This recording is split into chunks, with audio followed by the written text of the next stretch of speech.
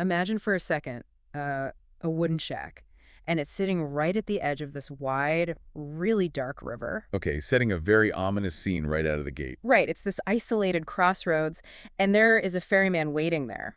He's waiting to take travelers over to the other side, into eternity or, whatever comes next. Like a classic mythological underworld river. Exactly. But before you get on this boat, he hands you a bowl of soup. Soup. Yeah, soup.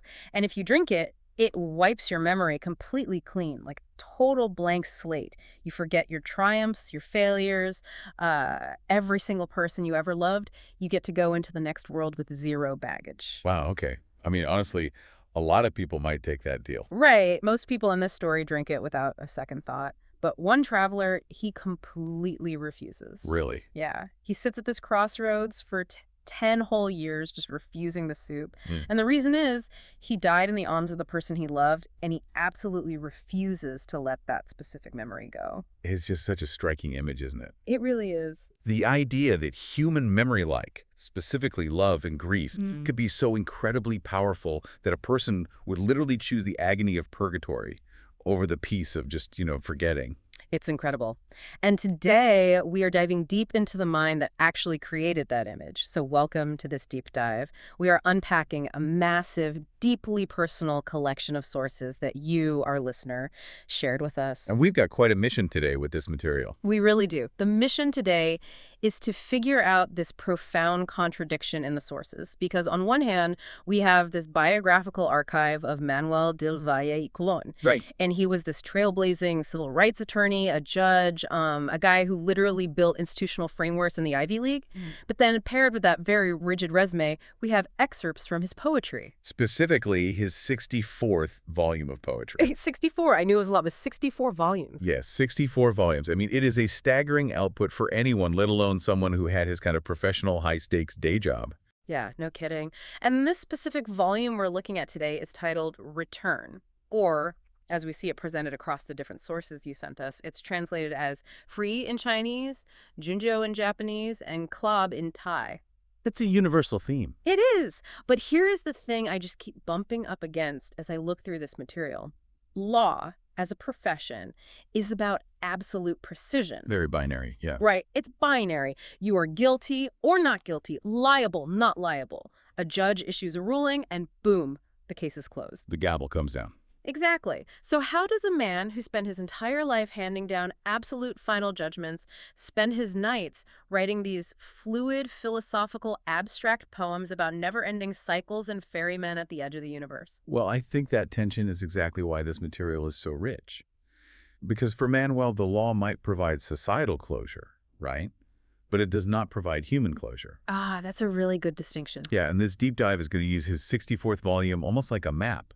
Because his concept of return, it isn't just about, booking a flight back to your hometown. Yeah. Right. It's not a vacation. No, it is a severe, almost dangerous examination of memory. Like, what does it mean to look back without getting trapped there? Yeah. How do you repair a broken bond?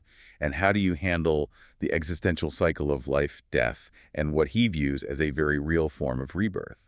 Okay, I am so ready for this. But to understand the poet, I feel like we really have to look at the architect first. We do. We need to open what his own poetry calls the archive of the self. And the scale of this archive, it's just massive. It covers so much ground. It does. So let's trace it. We're talking about a man born in 1948 in New York City. He's the eldest son of Puerto Rican parents from Hatillo and Moca. Right.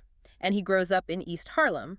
Specifically, he's moving between the Carver houses on East 102nd Street and the Douglas Projects on West 102nd. I think we really need to pause here and think about what it meant to grow up in those specific housing projects in the 1950s and 60s. Yeah, paint that picture for us. Well, this is an era of immense social upheaval. You have civil rights movements really finding their footing. It is an environment that forces a kind of hyper-awareness about social structures, about poverty, and systemic barriers. You can't just ignore it. Right, you don't just passively exist in that environment if you are paying attention at all. Exactly. And Manuel was clearly paying very close attention. So he attends local public schools, but then he gets into Brooklyn Technical High School in 1962. A very prestigious, rigorous school. Very. And there is this detail in the sources from his 1966 high school yearbook that I just cannot stop thinking about. Oh, the quotes from his classmates. Yes. Because, when we were in high school, people wrote things like, have a great summer, or stay cool in our yearbook. Never changed. Exactly, just generic stuff. But Manuel's peers, they were writing things like, to an amateur historian and best wishes to a real scholar. At 18 years old. At 18. But the absolute kicker is this one quote. Someone wrote, to the power behind the throne. That one gives me chills, honestly. The power behind the throne. From a teenager. Think about the level of strategic thinking that implies. Yeah, he wasn't just the popular guy. Right, he wasn't the loudest guy in the room trying to be the figurehead. He was the one pulling the levers. He was organizing the structure. And the sources back that up. They note he was managing the fencing team, he was involved in the Free World Club, the debating society. But the crucial piece, the really foundational piece, is his election as the Issues and Actions chairman of the Aspera Clubs Federation. Okay, Aspera. That's the organization founded by Antonia Pantoja, right? Yes, exactly. And Antonia Pantoja was this brilliant visionary educator and organizer. She realized that the Puerto Rican community in New York needed a solid pipeline for leadership. They needed infrastructure. They did. She was teaching young people how to actually mobilize. So Manuel was absorbing the literal mechanical blueprints of how to build power for marginalized communities. And he takes those blueprints and he just immediately starts building. Because from Brooklyn Tech, he gets selected for the Yale Transitional Year Program in 1966. That is a massive jump. It is. And he's one of only 47 students nationwide chosen for this. But let's clarify what that actually was, because it wasn't just, a standard college acceptance letter. No, not at all. The Transitional Year Program was a very specific, highly experimental initiative during the 1960s. Because the demographics were so skewed. Completely skewed. Elite universities like Yale were looking around and finally realizing their student bodies were entirely homogenous. So they created this program to identify incredibly bright students from disadvantaged or underrepresented backgrounds. To give them a foot in the door? More than that, to give them a bridge year. It was intense academic preparation to help them survive and hopefully thrive in the Ivy League environment. Which, talk about culture shock. Going from the Douglas Projects in East Harlem to the Gothic, gargoyle-covered dorms of Yale in 1966. It would have been a profound dislocation. You are entering a space that fundamentally was not built for you. Not at all. The architecture, the legacy admissions, the dining halls. Yeah. Every single signal tells you that you are an outsider. So the question is, what do you do with that? Right. And normally, a lot of people just keep their head down, get the degree, and get out. Survival mode. Exactly. But Manuel does the exact opposite. After Yale, he goes to Wesleyan University, he studies abroad in Madrid, spends time at the University of Puerto Rico, and then eventually transfers to Princeton, where he graduates in 1971. He's really pinballing through these elite, rigid institutions. He is. But he doesn't just pass through them like a tourist, he actively alters them. Yeah, this is where we see that power behind the throne energy really materialize on a larger scale.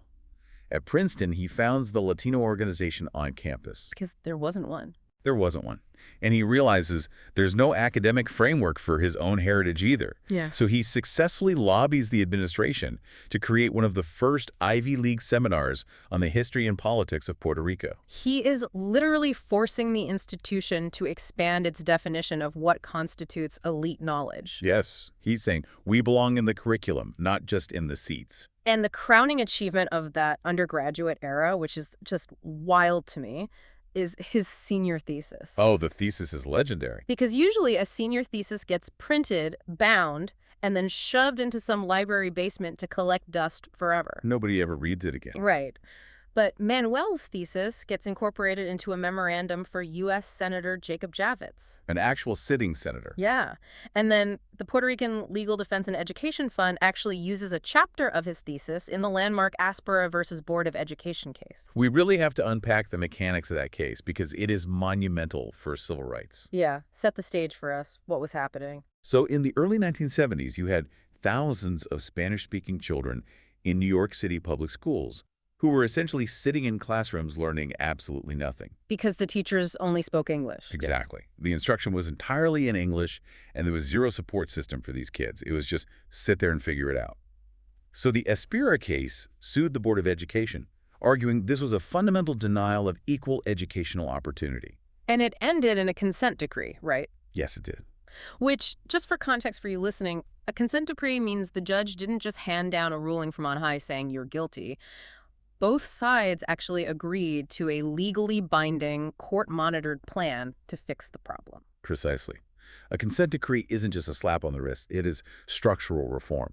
It forced the implementation of bilingual education in New York City. Which impacted so many lives. Hundreds of thousands of children. And the fact that an undergraduate's historical and political research was foundational to a lawsuit that changed that trajectory. I mean, it's almost unheard of. It makes me think of an architect. But, not the kind who just designs a pretty facade. He's the guy who walks into a centuries-old building, realizes the load-bearing walls are completely inadequate for the modern world, and just starts pouring new concrete while everyone else is just admiring the wallpaper. That is a much better way to look at it than the standard superhero narrative we sometimes put on historical figures. Yeah, he wasn't flying around in a cape. No, he was dealing in concrete reality. And he takes that architectural mindset straight into Yale Law School. Right, class of 1974. Yes. And he's in a class that included future Supreme Court Justice Clarence Thomas and the brilliant civil rights scholar Lani Guinier. Talk about a heavy-hitting cohort. Incredible cohort. And even while studying the heaviest, most rigorous legal doctrines there, he's still building. He founds Despierta Boricua, the undergraduate Puerto Rican organization at Yale. He just couldn't stop building infrastructure. And his subsequent legal resume reads exactly like a textbook on systemic engagement. It really does. He's a trial attorney prosecuting labor violations. He gets a fellowship at the London School of Economics. He becomes an arbitrator. And then he breaks yet another ceiling. The ALJ position. Yes, becoming the first Puerto Rican chief administrative law judge of the New York State Division of Human Rights. Let's clarify what an administrative law judge in ALJ actually does, because it's not the dramatic, banging the gavel in a murder trial kind of law we see on television. Right, it's not law and order. No. ALJs are the frontline adjudicators for the administrative state. Yeah. So at the Division of Human Rights, Manuel was hearing cases on racial harassment, sexual harassment, and critically, AIDS discrimination. And this was in the 1980s and early 90s, right? When the AIDS epidemic was at its absolute height of panic and stigma. Exactly. People were being fired from their jobs. They were being evicted from their apartments, denied basic public accommodations purely out of fear and prejudice. Just terrible situations. Yeah. And as an ALJ, Manuel had to sit in a room, cut through all that societal hysteria, and impartially apply human rights law. It requires an immense capacity to hold human suffering while maintaining absolute dispassionate legal rigor. And he later did similar work as a chief ALJ for the Social Security Administration in San Juan, right? He did. There, he was determining disability benefits. So he was literally deciding the material survival of vulnerable people on a daily basis. That is just such a heavy burden to carry. And this is where the sources provide a really grounding perspective, because we have this list of massive institutional achievements, but there's a tribute included from one of his former students, Dr. Daniel Ibarrondo. Oh, that tribute is incredible. It really shows how this macro-level power translated to micro-level mentorship. The Ibarrondo tribute is probably one of the most revealing documents in the entire archive. Why do you say that? Because Ibarrondo writes about growing up with parents who only had a second-grade education. But his mother gave him a profound intellectual tool. She taught him to analyze any situation from multiple angles before making a decision. Which is critical thinking at its core. Exactly. And later, a progressive sixth-grade teacher tells him to question everything. So Ibarrondo starts asking the dangerous questions, like, why is my neighborhood like this? Why are we poor? Why are there drugs on my street? Right. He has the curiosity, but he doesn't have the structural language to process it. And that is exactly where Manuel steps in. Ibarrondo writes that Manuel, carrying all the weight of his Ivy League background and legal expertise, became the bridge. He didn't talk down to him? No. Manuel didn't just pat him on the head and say, go read this book. He taught Ibarrondo how to conceptualize his lived experience and articulate it through the lens of law and Puerto Rican history. He provided the scaffolding for a young mind to build its own power. And it wasn't just his students either. The sources note an inscription written to Manuel by Supreme Court Justice Sonia Sotomayor. This is a wild detail. Inside a copy of her memoir, she wrote, Manuel, you were my first role model, someone with a passion for fighting for change. That is just... Wow. Right. I mean, let that sink in for you listening.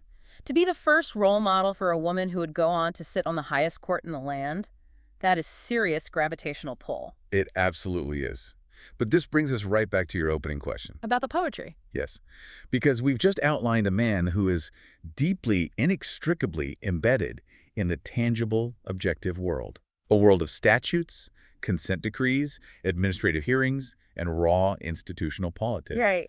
And if you are that good at manipulating the tangible world, why pivot so deeply into the abstract? It seems counterintuitive. It does. Why 64 volumes of verse? Am I struggling to connect the dots here? How does a guy who prosecutes labor violations and issues summary judgments end up writing about ferrymen and magical soup? Well, I think it's because the law has a terrifying limitation. The law demands closure. A case is settled, a ruling is issued, and the file is literally boxed up and put in an archive. It's done. But human beings don't work like that. Oh, right. We don't just close the file on trauma. Exactly. Memory doesn't obey a gavel. Trauma doesn't respect a consent decree. Manuel turned to poetry because he understands that in the human experience, nothing is fully ended. It's all just ongoing. It's ongoing. And to navigate the messy, unclosable aspects of life, you can't use a statute. You need a completely different language. So poetry becomes like his jurisprudence for the soul. That is a beautiful way to put it, yes. Huh. And that brings us to his 64th volume, Return. Because if we look at the poems as a cohesive philosophy, he starts by confronting the profound danger of looking backward. Okay, let's get into the text. Let's go back to that ferryman I mentioned in the intro. The poem about the wooden shack at the crossroads. Right. The ferryman offering the soup of forgetfulness, and the traveler who refuses it for 10 years because he died in his beloved's arms. It's important to understand why the traveler does this in the context of Manuel's philosophy. Walk us through it. The poem explicitly frames memory as a kind of currency. The traveler chooses the absolute agony of waiting in purgatory because that memory is the only thing tethering him to his identity. If he drinks the soup, he loses himself. Exactly. If he drinks it, he loses the pain, but he ceases to be the man who loved that person. And the gods in this poem, who are usually, totally indifferent in these kinds of myths, they are actually moved by his stubbornness. They offer him a deal. They offer a compromise. They say, cross the river into eternity right now with a clean slate, or return to your family for exactly one single year of life. And after that year, the deal is done, and it's over forever. And he takes the single year. He does. But what does that actually mean for Manuel's philosophy? Why is 1 year of finite life better than eternity? Because the memory is given a finite boundary. He doesn't get to live in the past forever. He gets a closed loop of time to experience love, fully knowing it has an end. It's contained. Yes. Now contrast that with another poem in the collection, where Manuel discusses the absolute tragedy of being reborn with your memory completely intact. Oh, that one is devastating. It is. The text argues that remembering past lives or past versions of your own culture is an absolute catastrophe. Because it forces an impossible comparison. Right. You are trapped in a modern context, but your mind is constantly evaluating everything against a past that literally does not exist anymore. Your loved ones are either gone, or if they are reincarnated, they don't recognize you.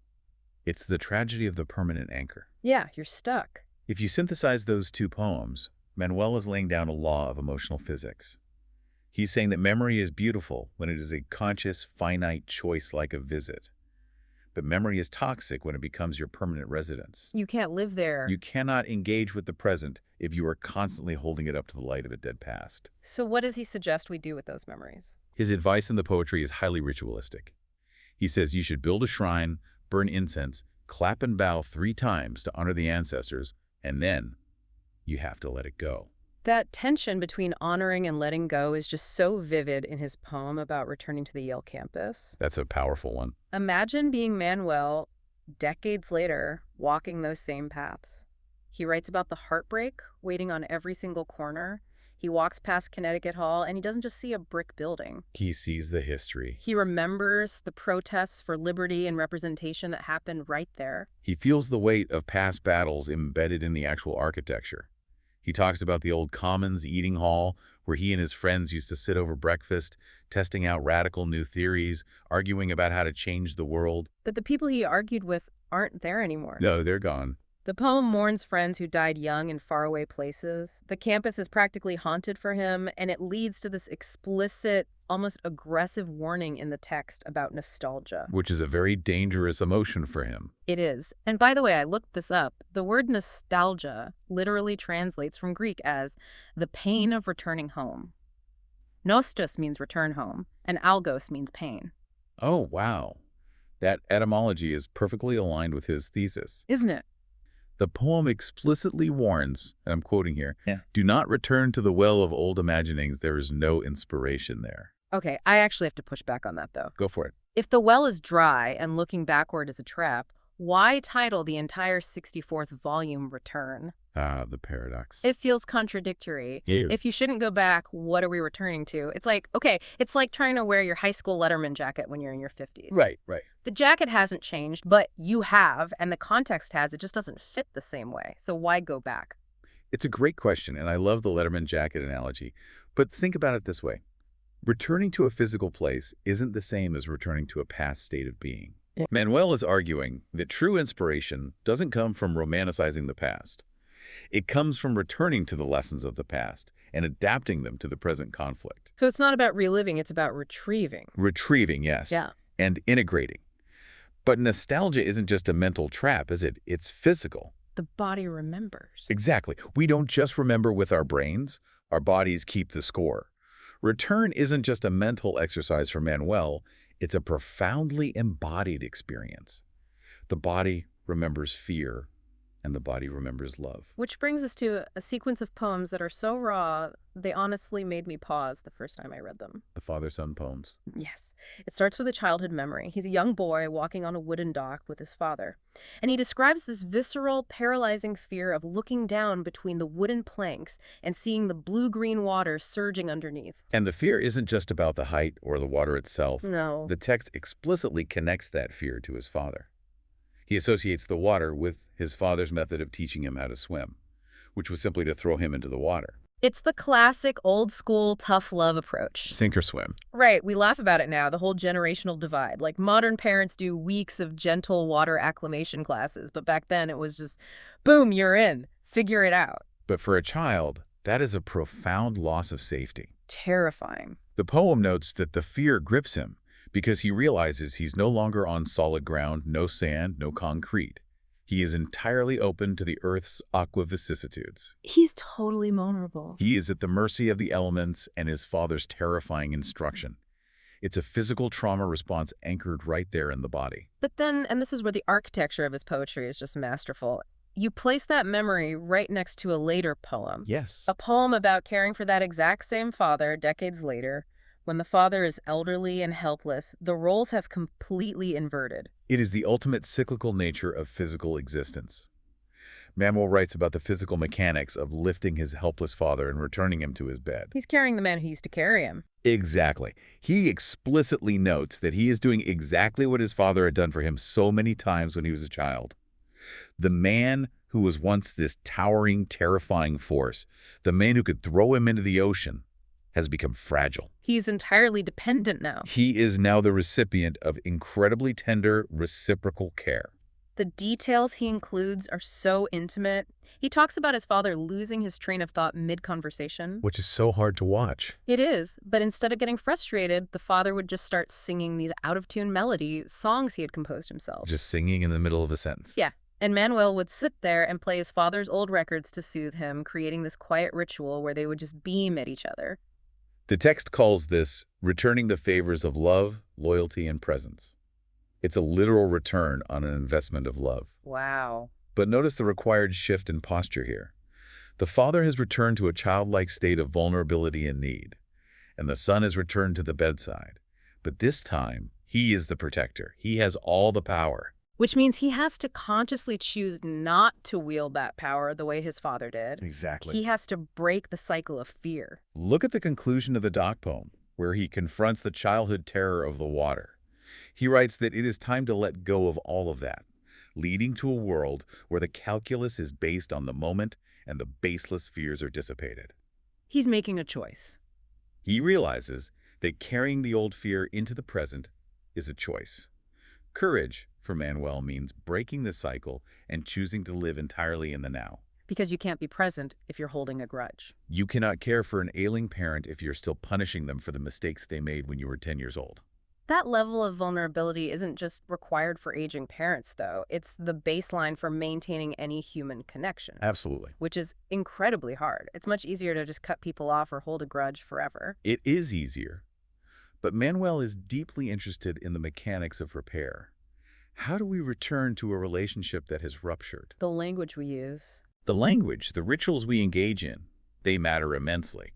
Let's look at the mechanics of an apology then, because Manuel has a poem specifically about this. Right. Returning to a relationship almost always requires someone to admit they were wrong. And for a former administrative law judge, someone whose entire career was built on being objectively right, admitting fault has to be complex. The text is actually very pragmatic about it. Yeah. He warns that an apology comes with zero guarantees. You can't force them to accept it. You can offer it, and the other person might just reject it entirely. Sometimes the relationship has simply taken its course, and he draws a very firm boundary. You must never compromise your essential self. Meaning what, exactly? If repairing the relationship requires you to destroy your own core identity or betray your own values, the cost is too high. But he still argues you should make the attempt to apologize. Yes, because he views it through the lens of karma. The attempt itself has value. It invokes the laws of karma, warming the heart and spirit, and resolving your own internal lingering doubt. You apologize to clear your own conscience, regardless of the outcome. It's clearing the cache, essentially. Precisely. But what about when a relationship isn't broken, but just physically ending, like when someone has to leave? The parting words. Yeah, he has a very specific rule in his poetry about parting words.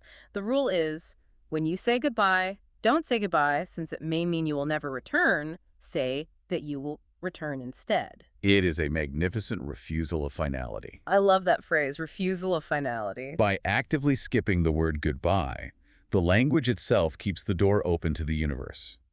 He writes that there is no need to foreclose what chance could bring back together. Because you never know. Right, life has a funny way of returning you to places and people by sheer coincidence, just as predictably as weather changes or icebergs melt. It reminds me of leaving a tab open on your web browser. Oh, that's a great analogy. You know what I mean. You might not read that article today, you might not look at it tomorrow or even next month, but by explicitly refusing to click the little X, you are signaling an intention. Yes. You're telling the universe, I still value this, I am coming back to this. The browser tab analogy is brilliant because it implies active memory allocation. But contrast that open tab with his legal career. Oh, right. In law, you have to close the tab. In law, you have to click the X.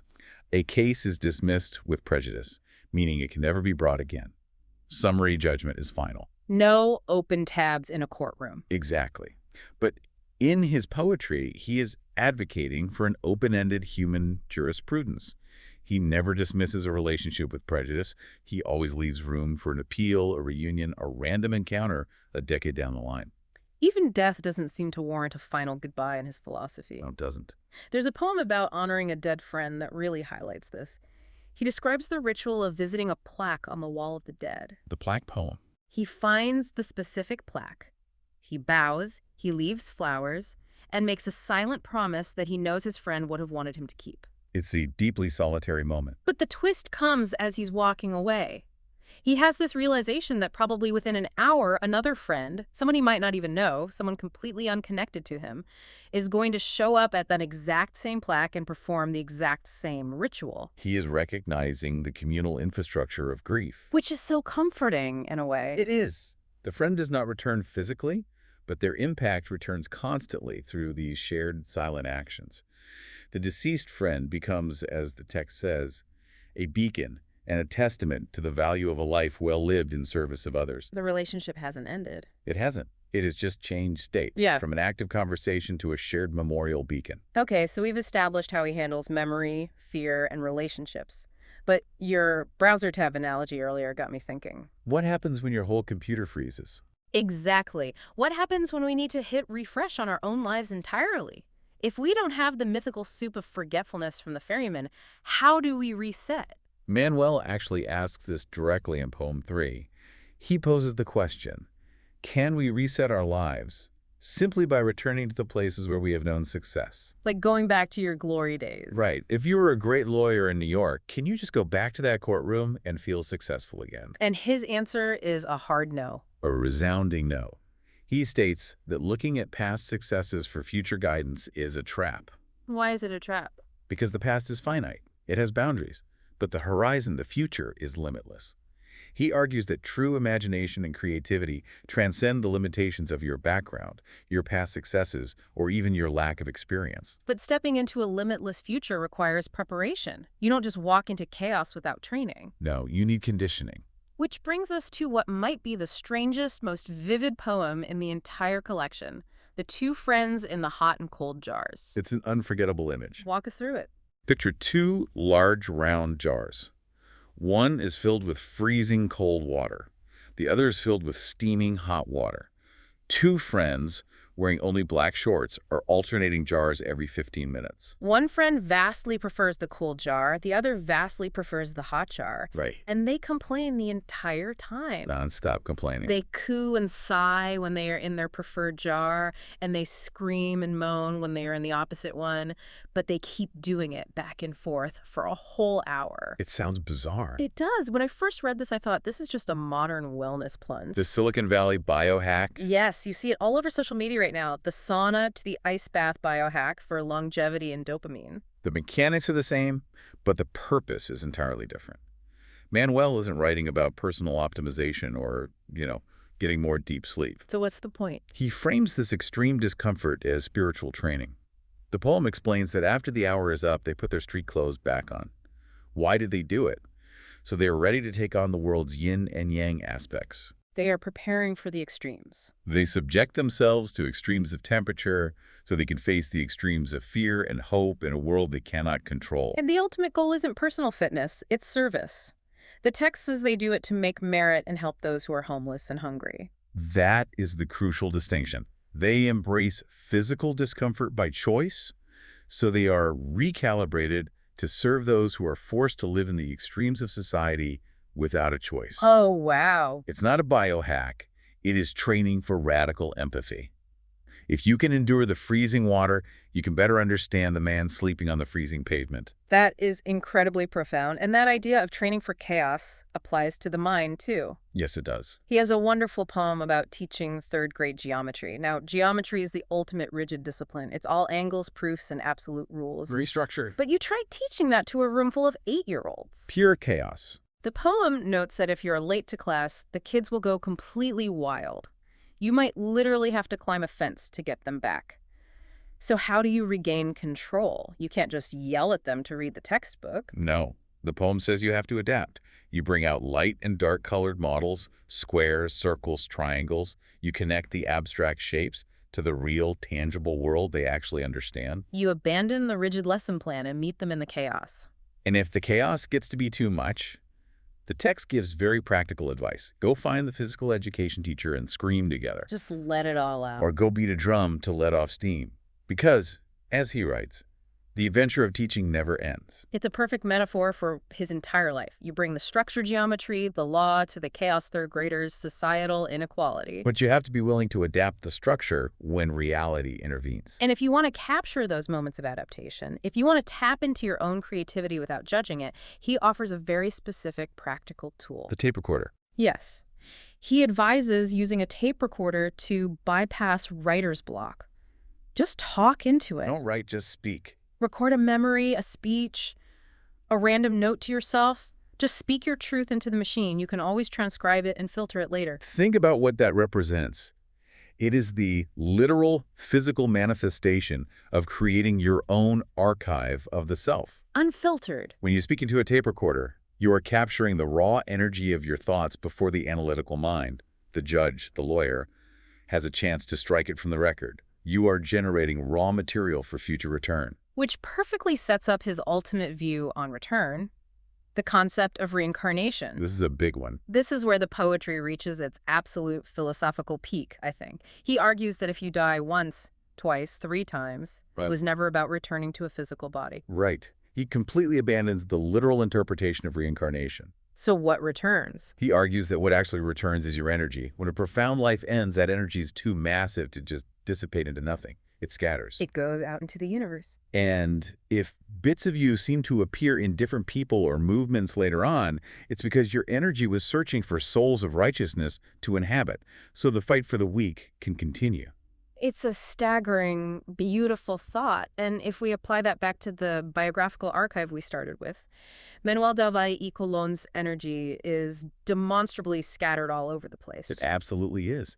His energy is in Dr. Ibarrondo, who took that mentorship and built his own life of inquiry, It's in the legal framework of the Aspira consent decree. which completely changed bilingual education in New York. Yeah. It's in the institutional DNA of the Latino organizations he founded at Princeton and Yale. And it is physically captured in the 64 volumes of poetry he left behind for us to read.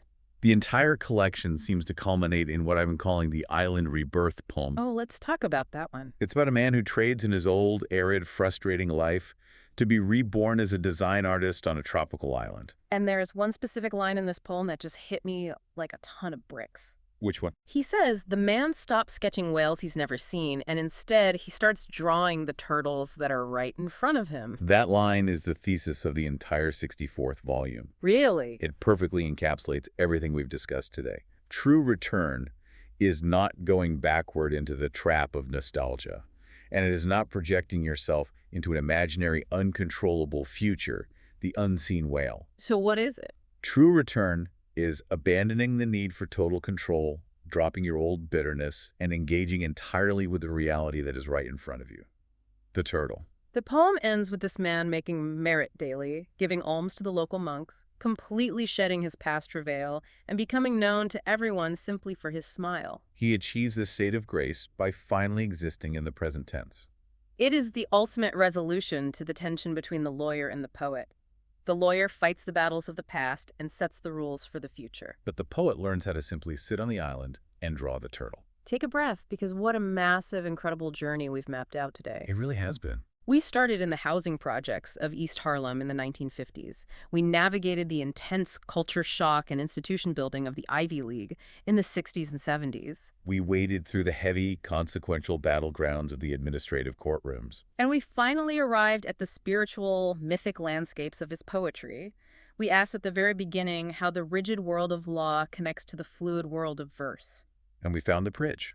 I think the answer is that return in the hands of Manuel del Valle Colón is not a backward glance. It is a dynamic, forward-moving force. It is the force of integration. The core takeaway from all these sources, the biography, the legal achievements, the 64 volumes of verse, is that we do not return to the past to live there. We return to understand it. We return to apologize to it, to honor the ghosts in the library architecture, to unlearn the fear we felt on the wooden dock.